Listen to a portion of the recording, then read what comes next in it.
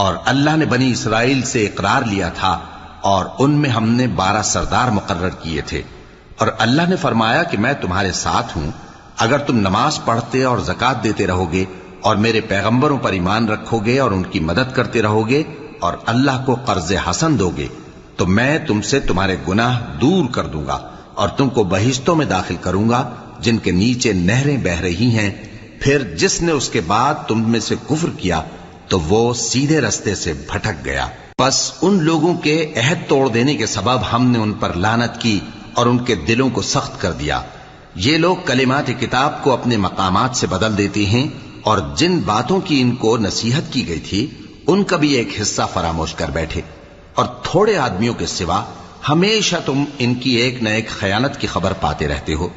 سو انہیں معاف رکھو اور ان سے درگزر کرو۔ اللہ احسان کرنے والوں کو دوست رکھتا ہے۔